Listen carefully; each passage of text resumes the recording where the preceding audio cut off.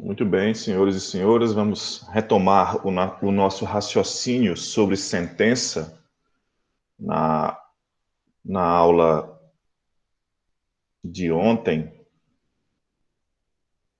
Nós falávamos sobre conceito de sentença, sobre os elementos da sentença, e encerramos falando sobre os tipos de sentença. E hoje nós vamos dar sequência à nossa temática sentença, falando sobre as espécies de sentença.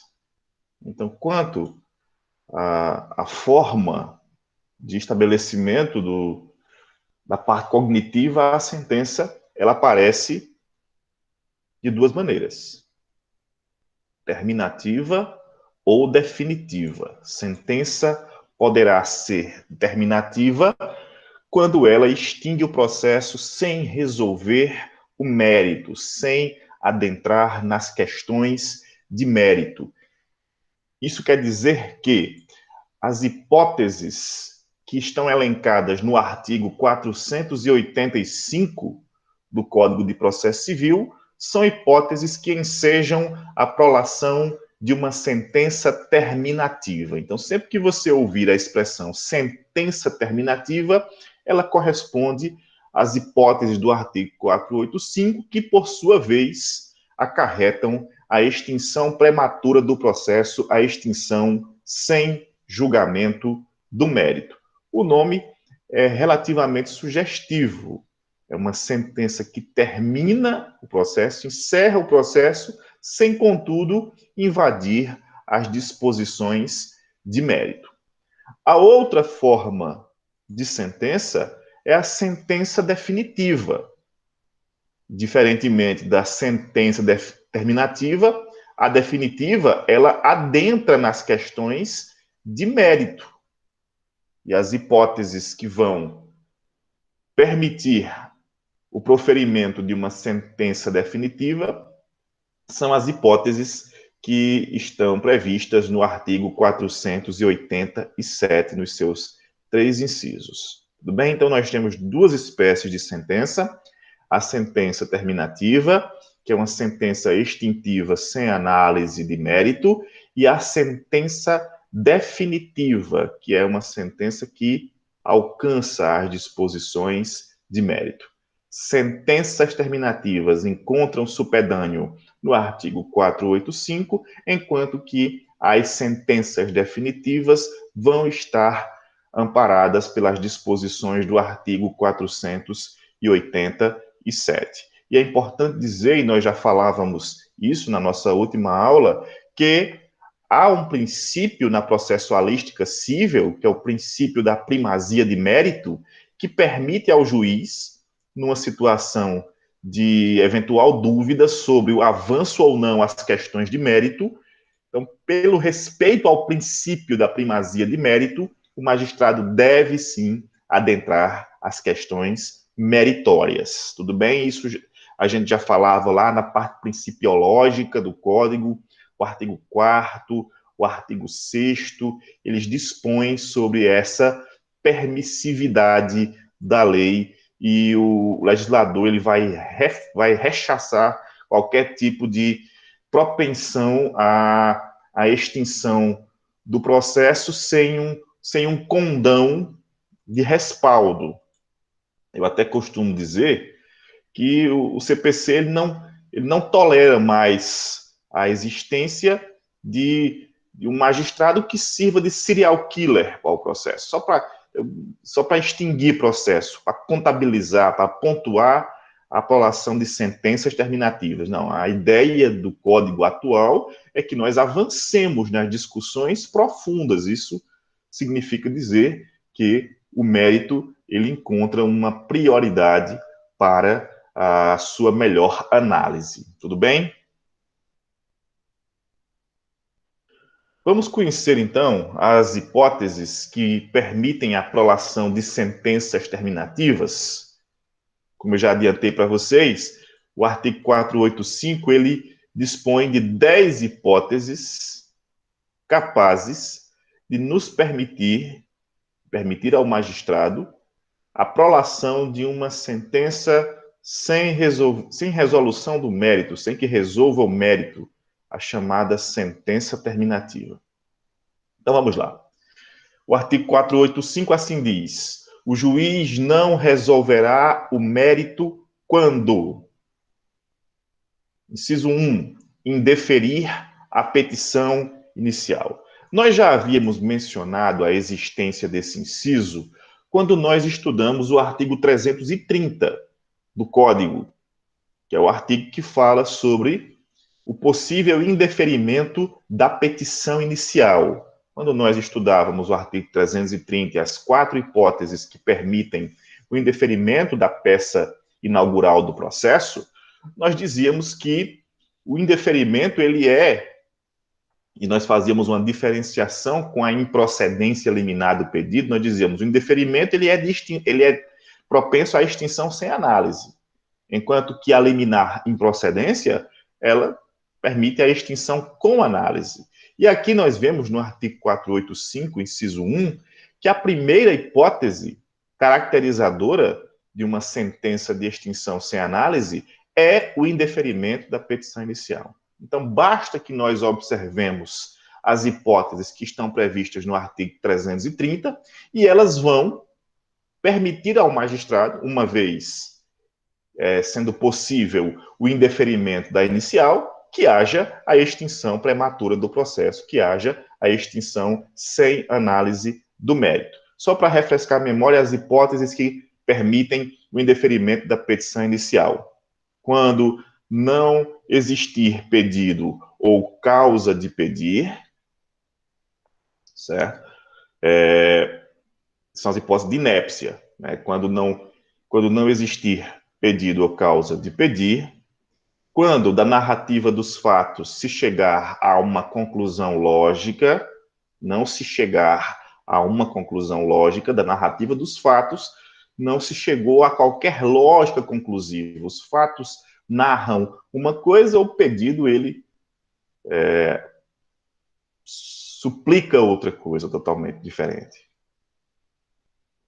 Quando o pedido for indeterminado, nas hipóteses excepcionais, isso se faz possível, naquelas hipóteses de pedido genérico, mas em regra não. Em regra, nós já também batemos muito nessa tecla, o artigo 322 associado ao artigo 324, eles reclamam que os pedidos sejam certos e determinados.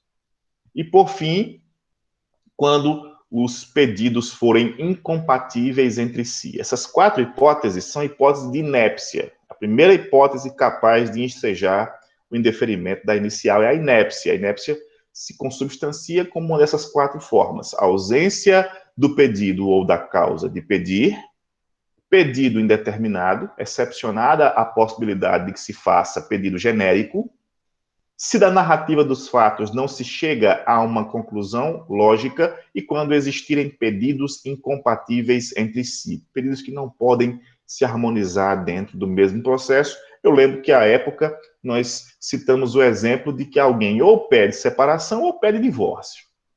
Dentro do mesmo pleito, eu não posso pedir as duas coisas. Ou separa ou divorcia, não dá para pedir ambos dentro da mesma petição. Tudo bem? A segunda hipótese que vai gerar indeferimento da inicial é quando houver manifesta ilegitimidade da parte, tanto do polo ativo como do polo passivo, se ficar caracterizada manifestamente que o autor ou que o réu não deveriam ocupar aquele espaço na relação jurídico-processual, o juiz pode indeferir a petição inicial com base na manifesta ilegitimidade da parte.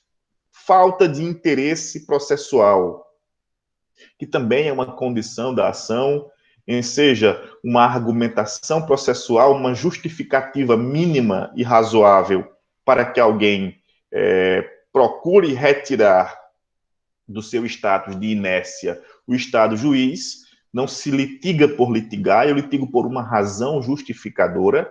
Inclusive, nós dizíamos que existe uma aproximação muito grande, muito intensa do interesse processual com a causa de pedir.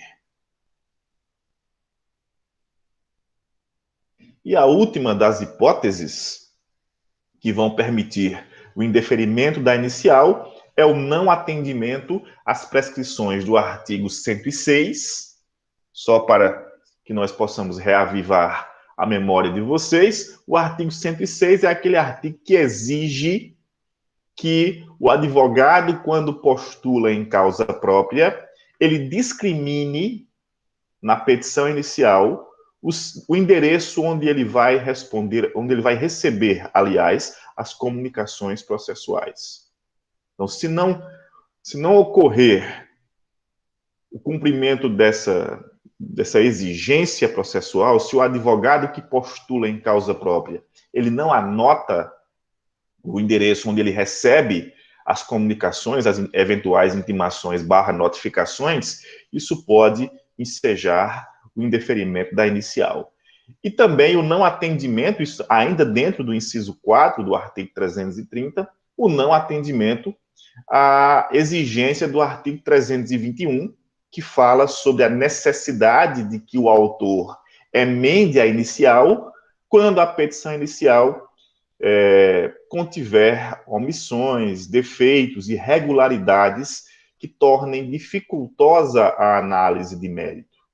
Então, se o juiz determina que se proceda à emenda nos termos do artigo 321 e o autor não cumpre com essa diligência, então isso vai ensejar o indeferimento da inicial e, por conseguinte, a extinção sem análise de mérito. Isso vai estar muito bem capitulado no artigo 321, parágrafo único, e hoje nós estamos vendo o artigo 485, trazendo essa possibilidade de extinção sem análise com supedâneo nas hipóteses do artigo 330. Lembrem, gente, que todas essas hipóteses do artigo 485 são hipóteses em que o juiz não adentra as questões de mérito. Aqui não há muito um cultivo da atuação do magistrado, da atitude do juiz em relação ao pedido e à causa de pedir. O inciso 2 do mesmo artigo 485 é o que fala sobre a possibilidade de o juiz extinguir o processo sem resolver o mérito se o processo ficar parado durante mais de 1 ano por negligência das partes. E aqui observe que a negligência, ela deve ser de ambas as partes. Autor e réu estão exercendo uma relação absolutamente de desimportância para com o processo, a ponto de o magistrado entender que ambos os envolvidos, autor e réu, pelo tempo de inércia em que o processo se encontra, não manifestam mais desejo no prosseguimento da lide. Então, se há uma exagerada demora na participação dos envolvidos, se autor e réu deixam que o processo fique paralisado por mais de 1 ano, no estado de letargia processual por mais de 1 ano, isso pode ensejar a extinção sem análise. Inciso 3.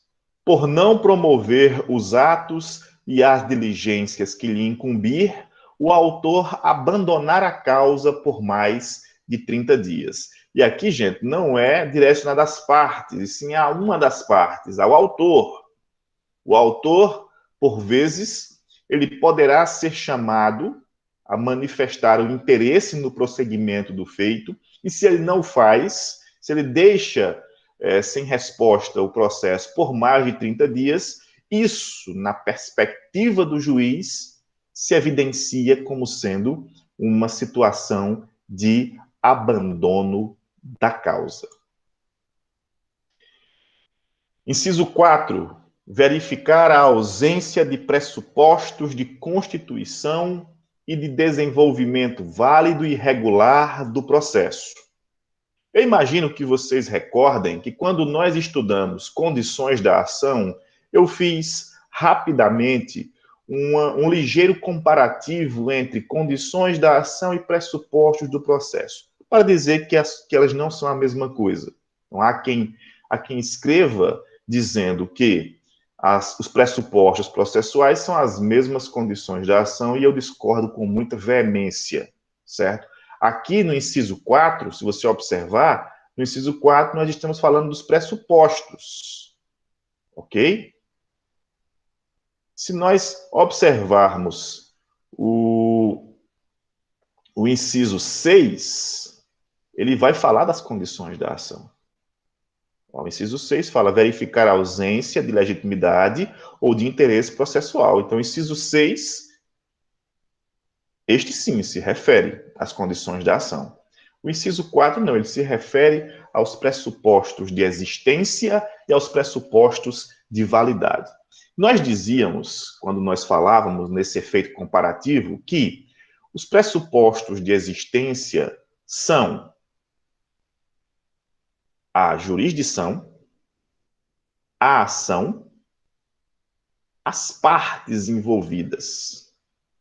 Jurisdição, ação, partes envolvidas e objeto da causa. Esses são os pressupostos de existência do processo. Enquanto que os pressupostos de validade são juiz, competente e imparcial, juiz competente e imparcial, petição inicial válida, a petição inicial precisa preencher os requisitos do artigo 319 e do artigo 320, citação válida. A citação, obviamente, também precisa respeitar toda a liturgia que se estabelece no CPC a partir do artigo 238 do Código de Processo Civil. Então, pressupostos de existência: ação, jurisdição, objeto e partes. Pressupostos de validade: juiz, competente e imparcial, petição inicial válida, citação válida. Para que um processo seja considerado válido, ele precisa desses pressupostos. Tudo bem?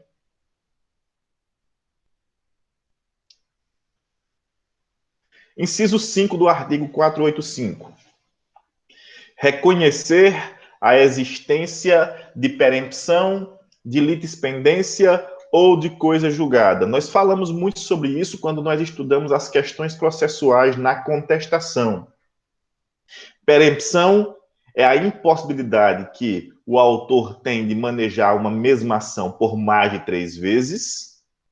Uma ação, uma vez extinta, ela pode ser reprisada no máximo mais 2 vezes, totalizando o quantum de 3 tentativas, 3 oportunidades tentadas.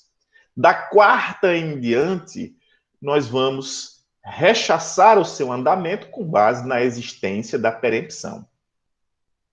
Isso vai estar discriminado no artigo 486 do CPC, depois vocês podem verificar. A litispendência, ela acontece quando nós temos 2 ações idênticas. Para que sejam idênticas, as ações precisam ter as mesmas partes, a mesma causa de pedir e o mesmo pedido. Ações idênticas são aquelas que possuem essa tríade: mesmas partes, mesma causa de pedir, mesmo pedido. E para que haja litispendência, essas 2 ações idênticas precisam estar ativas, precisam estar em plena tramitação. Então, se nós temos 2 ações que estão tramitando concomitantemente, contendo mesmas partes, mesma causa de pedir e mesmo pedido, nós temos a possível existência da litispendência. Obviamente, uma delas deverá ser extinta. Enquanto que a coisa julgada possui a mesma tríade, as mesmas partes, a mesma causa de pedir, o mesmo pedido, só que no caso da coisa julgada, nós não vamos ter 2 ações ativas. Uma delas já transitou em julgado, já foi julgada na parte alusiva ao mérito e já não cabe mais recurso. Se não cabe mais recurso, transitou em julgado. Logo, eu não posso reprisar essa ação novamente, por quê? Porque já operou-se sobre aquela primeira coisa julgada, tornando inviável que haja uma reprodução de ação semelhante, certo? Então, o que diferencia litispendência de coisa julgada é que a litispendência trata da existência de duas ações que estão ativas e que possuem elementos idênticos, partes iguais, causa de pedir igual, pedidos iguais. Tudo bem? Na coisa julgada, essas duas ações não estão ativas. Uma delas já foi julgada e já não admite mais a interposição recursal, isto é, já foi gravada com a coisa julgada, com o trânsito em julgado. Tudo bem? O inciso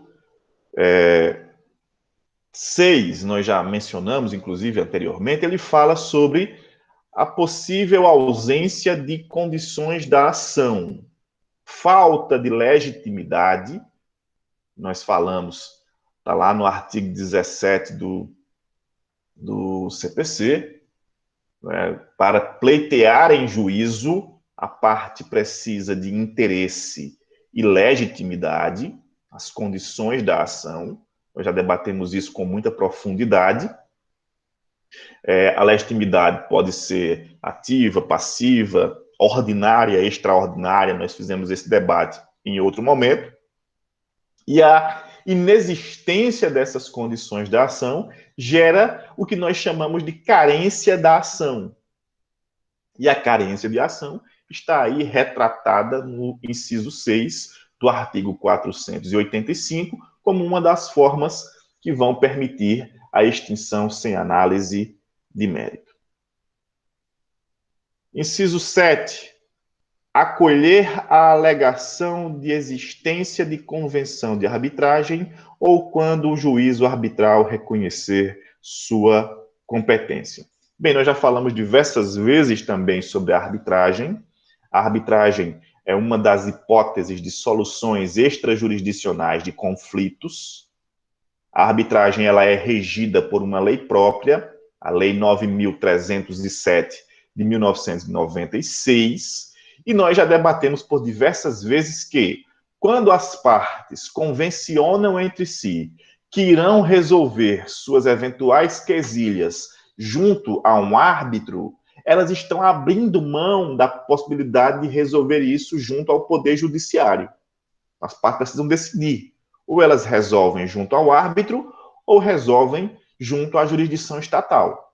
Uma vez que as partes decidem por resolver junto ao árbitro, não há que se falar em atuação do ente oriundo do Poder Judiciário. Uma vez que as partes decidem resolver junto à jurisdição estatal, não há que se falar em arbitragem.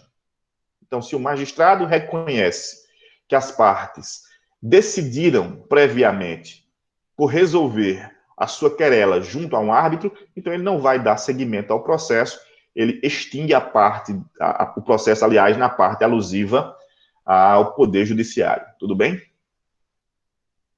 O inciso 8 fala sobre a homologação da desistência da ação. Eu quero fazer um rápido parêntese aqui, para que nós não confundamos desistir da ação com renunciar ao direito. Quem desiste da ação, desiste daquela ação no contexto formal. Nada impede que ele proponha essa ação novamente. Ele está desistindo por uma questão de cunho particular ou por uma deficiência que ele gostaria de corrigir, mas nada obsta a que ele proponha novamente a ação, porque não haveria uma renúncia ao direito. Tudo bem?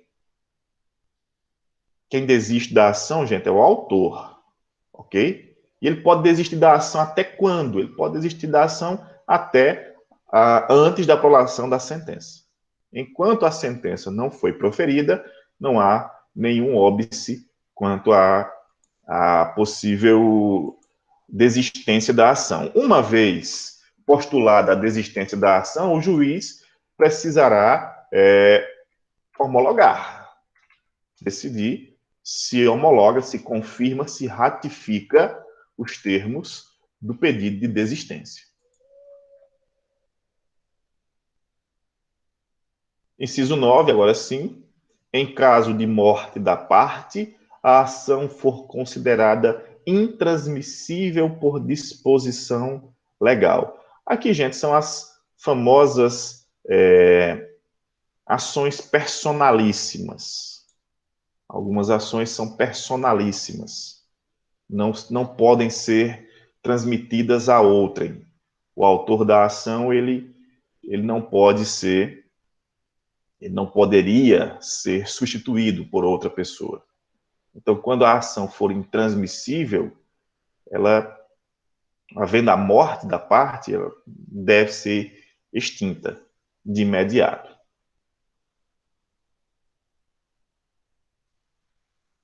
Inciso 10. Nos demais casos prescritos neste código, é uma norma em aberto, certo?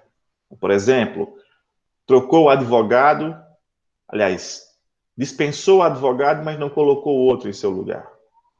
O juiz vai intimar, olha, você dispensou seu advogado, você revogou os poderes do seu advogado, mas você tem um prazo para informar outro advogado. Não informou, isso pode extinguir o processo sem análise de mérito, tá certo? Então, havendo uma irregularidade de cunho formal que eventualmente não foi corrigida, o juiz pode entender, pode encaixar nesse inciso 10 uma norma em aberto, permitindo diversas hipóteses capazes de ensejar a extinção sem análise de mérito. Tudo bem?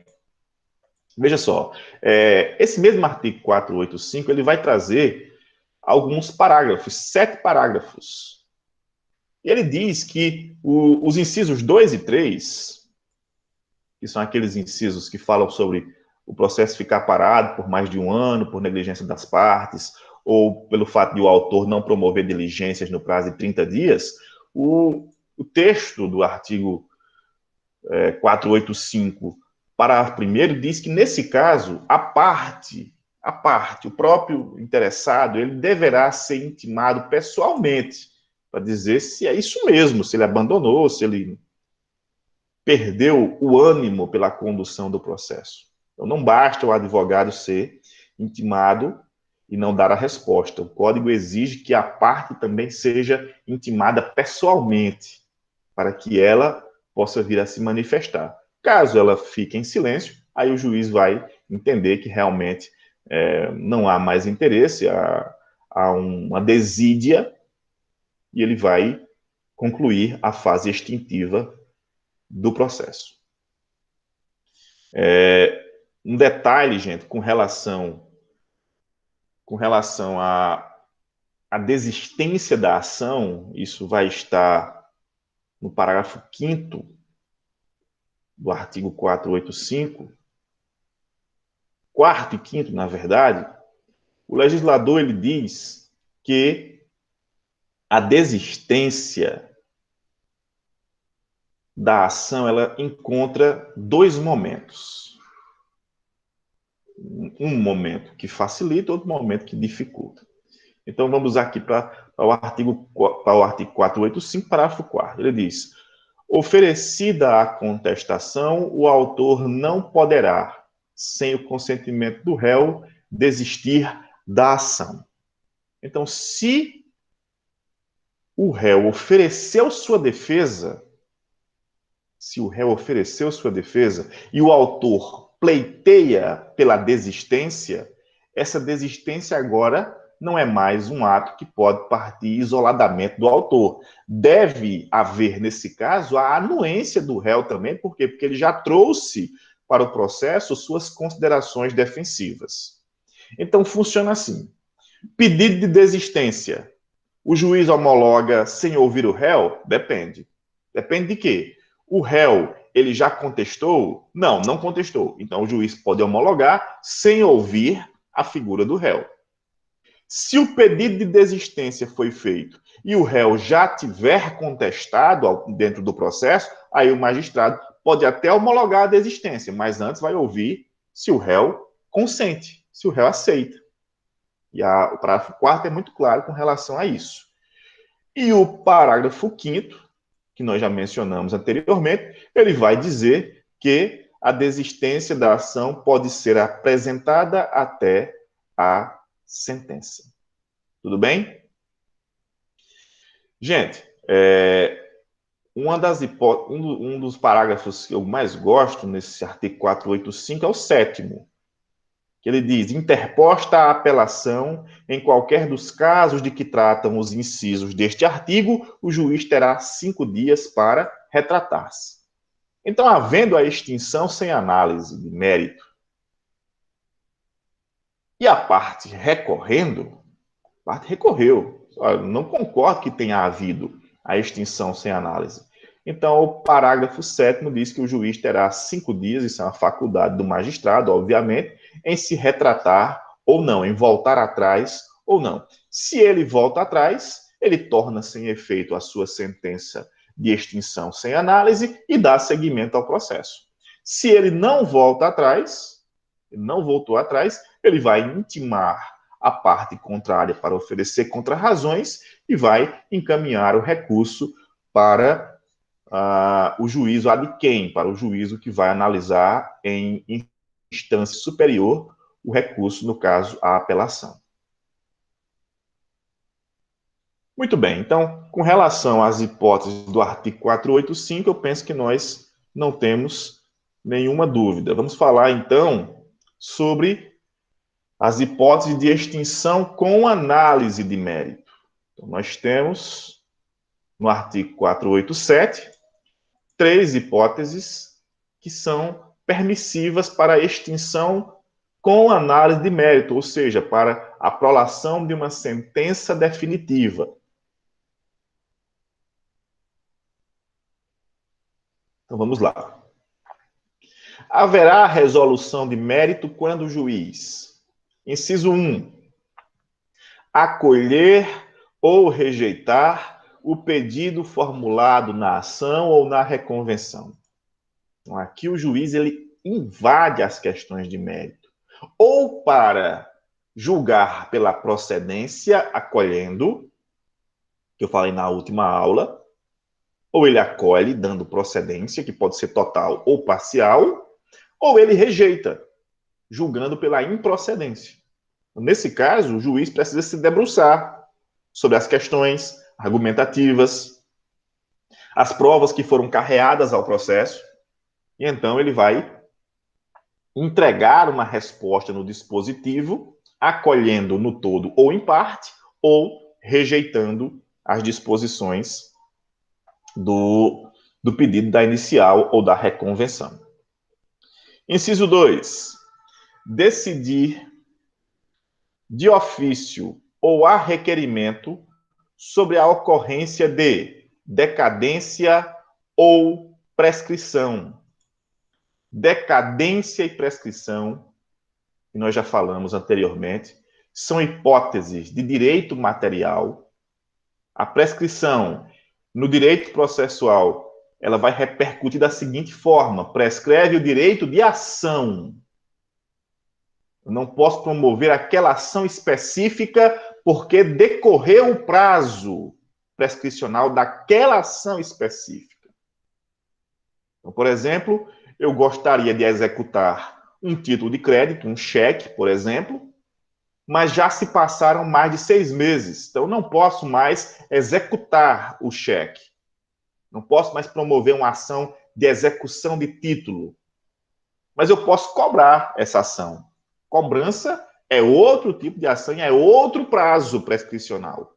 Então, enquanto que a execução de cheque prescreve em 6 meses, a cobrança prescreve em 5 anos. Tudo bem? Enquanto que a decadência não. Na decadência eu não perco o direito de ação. Eu perco o direito mesmo. Ele deixa de existir. Aquele direito que possuiria uma manta, ele deixa de existir. Exemplo. Eu já falei sobre esse exemplo outras vezes. Alguém que faz uma compra com base no Código do Consumidor, o produto vem com um vício, eu tenho 90 dias para reclamar esse vício e não reclamo. Se eu decidir fazer uma reclamação desse vício em um prazo posterior a 90 dias, não estou mais acobertado com o direito, não estou mais debaixo do manto da proteção jurídica. Então, aquele direito de reclamar, ele decaiu. Uma coisa sobre prescrição e decadência importante, e o Código faz questão de ressaltar, é o seguinte: prescrição e decadência são hipóteses que o juiz, em regra, não deve conhecer de ofício. Em regra, se o juiz percebeu a existência da possibilidade de fazer o reconhecimento de prescrição ou de decadência, ele deve primeiro ouvir as partes. Ok? Artigo 10 do CPC.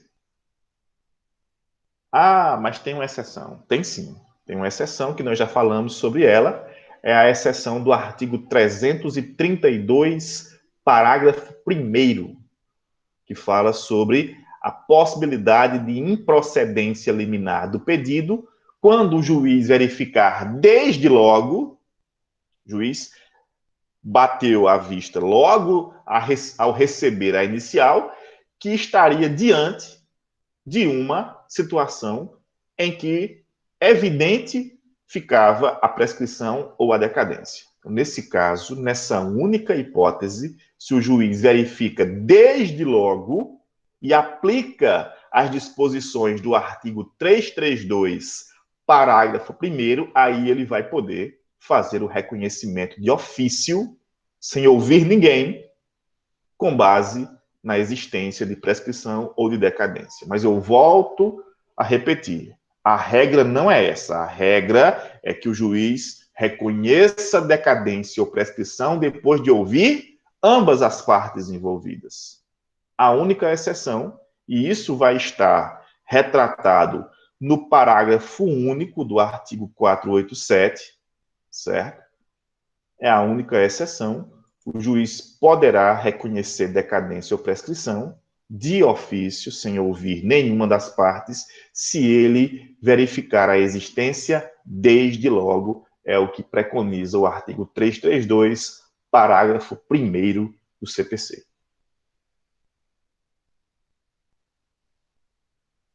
Terceira e última hipótese capaz de ensejar a prolação de sentença definitiva, quando o juiz homologar o reconhecimento da procedência do pedido formulado na ação ou na reconvenção.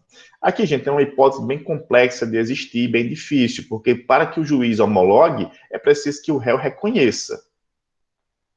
Então, alguém promove uma ação e o réu diz, olha, o autor está certo, excelência, pode conceder o direito a ele, tá certo? Geralmente, gente, isso não vai acontecer. O réu ele vai lutar com unhas e dentes para trazer ao processo as suas argumentações. Mas se o réu faz esse reconhecimento, o juiz pode homologar, dizer, olha, já que o réu reconhece, eu posso homologar.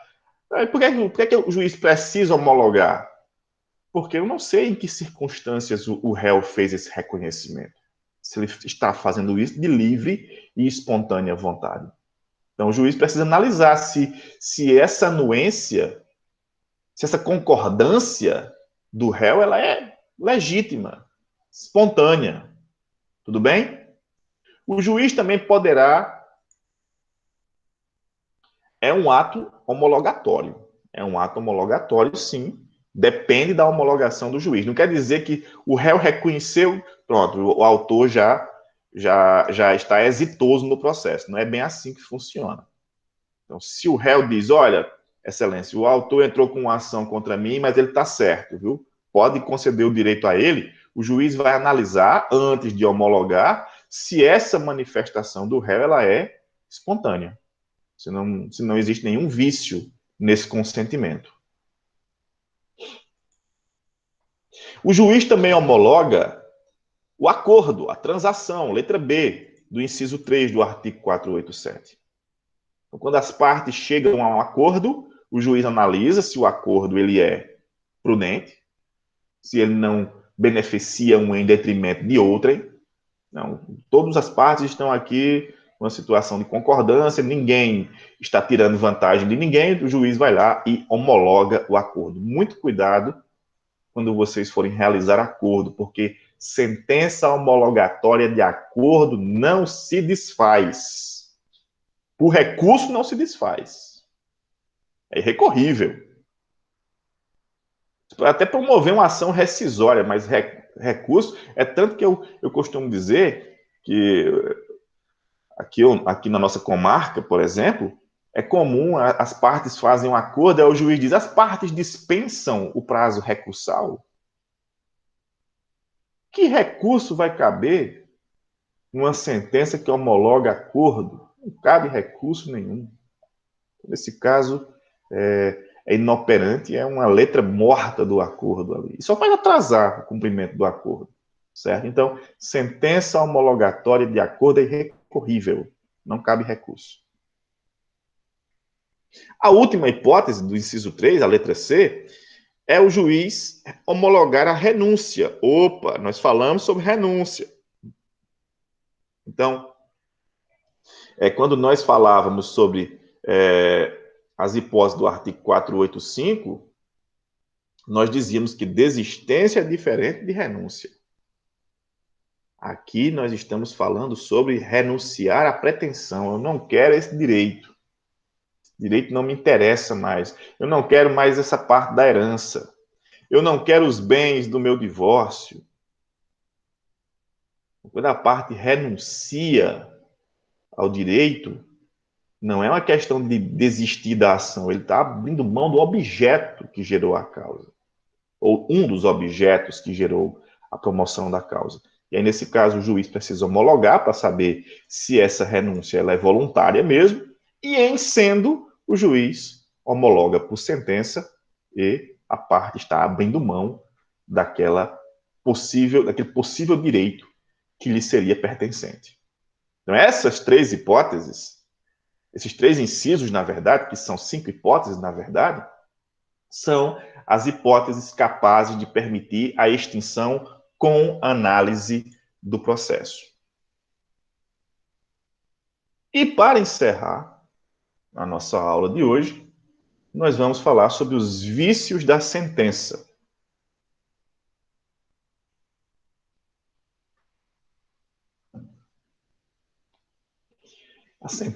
Perdão.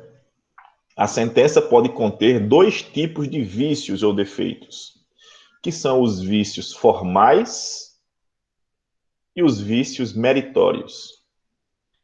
Existe uma terceira hipótese que ela não é impactante, que são os vícios materiais, que são aqueles pequenos erros de digitação ou de colocação.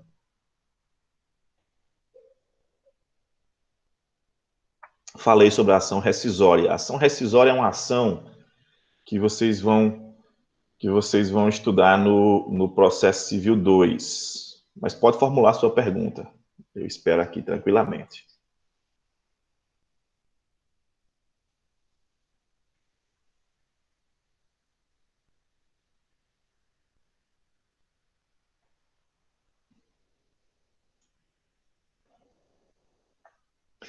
Vamos fazer o seguinte, eu prometo a você que eu faço essa diferença quando nós formos estudar coisa julgada, na próxima semana. Até porque a ação rescisória e a ação anulatória são formas de relativização da coisa julgada. Então, eu prometo a você avançar nesse quesito quando nós formos estudar coisa julgada na próxima semana. Então, obrigado. Então, vamos lá. Eu falava que os vícios materiais da sentença são aquelas frases mal colocadas, erro de digitação. Eu lembro que certa vez eu era advogado de alguém numa ação de reconhecimento de união estável, em que a autora pedia ao magistrado que reconhecesse a união estável do casal entre os anos de 94 e 2000. Acho que era isso. E o juiz, na sentença, colocou: reconheço a união estável entre os anos de 1894 e 2000. É um pequeno deslize, um pequeno equívoco, mas que, se não for corrigido, gera uma dubiedade. Como assim? O casal viveu juntos 106 anos? Isso é um vício material que o próprio juiz pode corrigir de ofício, mas a parte também pode lembrar da existência, pode, inclusive, embargar para que se faça algum tipo de correção. Então, por exemplo, eu sou, como vocês sabem, meu nome é Delmiro Gomes, e existe um cantor muito famoso aqui na região do Pernambuco, que é Delmiro Barros, e geralmente quando eu ia fazer carga do processo, colocavam, fiz carga do processo ao advogado Delmiro Barros. Aí eu, opa, gente, ó, Delmiro Barros não é advogado não, ele é um cantor. Até onde eu sei, ele não é advogado, ele é cantor. Delmiro Gomes, corrige aqui porque essa pessoa não sou eu. É um pequeno erro que pode fazer toda a diferença. Mas os vícios que realmente importam para a sentença são os vícios formais e os vícios meritórios. Os vícios formais são aqueles, como o próprio nome sugere, que não interferem nas questões de mérito. Podem ser corrigidos de ofício pelo juiz, mas também podem permitir a oposição de embargos declaratórios, que é uma forma de recurso prevista no artigo 1022 do CPC. Os vícios formais são omissão, contradição e obscuridade. Nós temos 3 hipóteses de vícios formais: omissão, contradição, obscuridade. Vamos conhecer um pouquinho sobre cada um deles. A omissão acontece quando o juiz deixa de analisar algum dos pedidos formulados pelo autor ou pelo réu, obviamente, qualquer uma das partes. Então, foram pleiteadas X, Y, Z coisas, o juiz analisa X, Y, mas não analisa Z. Passou por cima, ignorou. Então, é uma omissão, ele tem uma obrigação. O inciso 35 do artigo 5º, que fala sobre o princípio da inafastabilidade da atividade jurisdicional, diz que o juiz não pode negar, a lei não pode negar acesso. Não pode negar acesso, a parte tem o direito de receber uma resposta, certo, da atividade jurisdicional, direito universal de ação. A contradição, por sua vez, é a possibilidade de que exista a fundamentação de um jeito e a decisão de outro. O juiz fundamentou de uma forma e decidiu de outra. Alguns doutrinadores chamam a sentença contraditória de sentença suicida. É uma expressão apenas para fins de nomenclatura mesmo. Então, seria uma sentença em que o juiz fundamentou de um jeito e decidiu de outro. O juiz diz, olha, não há dúvida de que a parte foi lesada, foi constrangida, decido que não há dano moral. Mais ou menos por aí. Quando houver contradição, obviamente, nós temos uma deficiência que precisa ser, pelo menos, esclarecida. E a última delas é a obscuridade, que é a falta de clareza no conteúdo decisório. Quando a decisão do juiz não ficou suficientemente clara. Nós não temos certeza do que ele quis dizer na sua decisão. Por exemplo, há alguns anos atrás, nós promovemos uma ação, nosso escritório promoveu uma ação de revisão de financiamento de veículos. Essas ações, elas pulverizaram em uma época. Promovemos a ação e, na primeira instância, nós obtivemos êxito. Nós vencemos a demanda e a parte contrária recorreu ao tribunal. E o tribunal fez o julgamento e nós não fomos fazer sustentação oral. Eu recebi a ementa, eu li a ementa da decisão do relator, do voto, e eu fiquei lendo assim, eu disse, meu Deus, nós perdemos a ação. E aí eu mostrei a um colega, ele disse, não, aqui foi confirmada a sentença. E aí, quando ele leu de novo, ele disse, rapaz, eu acho que perdeu mesmo. Então, era tão confusa a redação que a gente não tinha certeza se havia sido ratificado o entendimento de primeira instância ou se o tribunal havia modificado. E aí nós opusemos embargos e ficou consignado realmente que havia sido mantida a decisão de primeira instância. Mas ela era tão confusa, tão obscura, que nós não conseguimos, à primeira vista, decifrar isso. E aí, gente, é importante que o juiz ele seja claro na sua sentença. Ele não deixe pairar dúvidas. Se, eventualmente, existir omissão, contradição ou obscuridade, perdão, ele, magistrado, pode, percebendo que cometeu esse deslize, ele mesmo pode corrigir. Se ele não corrige, a parte pode oferecer o recurso de embargos declaratórios. Conforme vocês podem ver aí, encontra previsão no artigo 1022 do CPC, tem um prazo de 5 dias para ser apresentado, certo? É o único recurso do CPC que não tem prazo de 15 dias. Todos os recursos previstos no CPC têm prazo de 15 dias. A exceção são os embargos declaratórios, cujo prazo é de 5 dias, tá bom? Perdão. Os vícios meritórios, por sua vez, o nome também é muito sugestivo, eles influenciam diretamente no mérito. E quando eles acontecem, eles vão ensejar o recurso de apelação.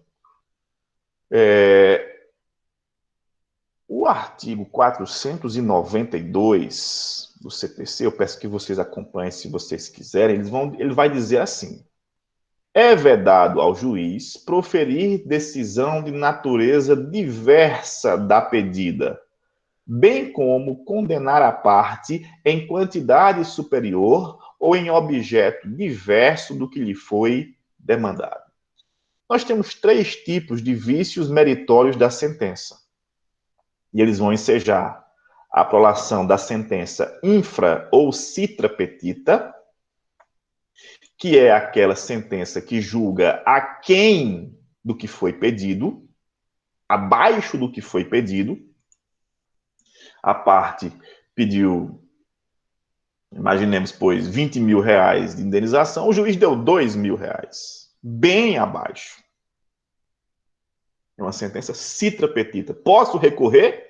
Pode, é um vício meritório da sentença. Por quê? Porque o pedido não é esse, está muito desarrazoado, certo? Isso não quer dizer que você vai obter êxito lá no tribunal, mas há um argumento para que você possa manifestar o interesse no duplo grau de jurisdição.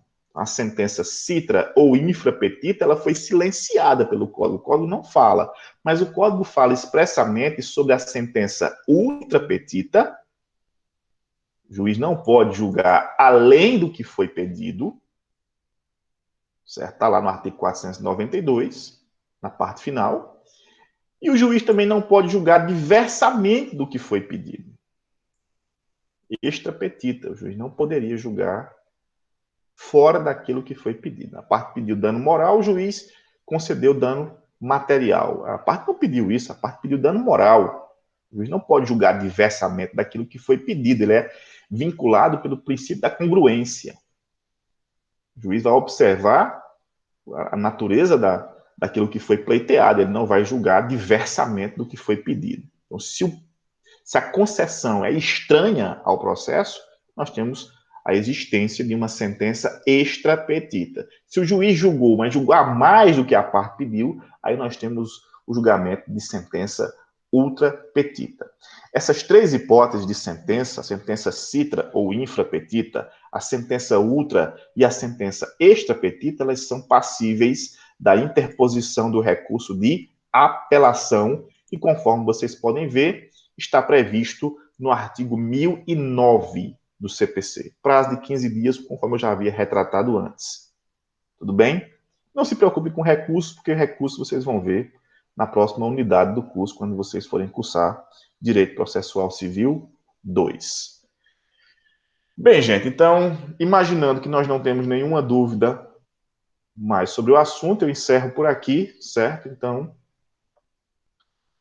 qual parte das sentenças? Porque a aula todinha foi sobre sentença. Sim, vamos lá. Então, essas são vícios meritórios da sentença. A sentença infrapetita ou citrapetita acontece quando o juiz julga a quem abaixo do que a parte pediu. A parte faz um pedido e o juiz julga bem abaixo daquilo que ele pediu. A sentença infrapetita ou citrapetita. A sentença ultrapetita é quando o juiz julga a mais do que a parte pediu. A parte pediu 20 e o juiz deu 40 mil reais. A parte não pediu 40, pediu 20. A sentença ultra, o juiz julgou além do pedido. E a sentença extrapetita é quando o juiz julga um pedido totalmente fora do contexto da petição formulada. Então, a parte pediu, por exemplo, a parte pediu separação, o juiz divorciou. A parte não pediu divórcio, a parte pediu separação. A parte pediu divórcio sem alimentos, o juiz deu divórcio com alimentos. Então, ele extrapola, ele aplica um direito que não foi pleiteado. É estranho a pretensão. Tá certo? Tudo bem? Show de bola. Então, vejo vocês próxima semana para nós falarmos sobre coisa julgada. Tchau, tchau. Até a próxima.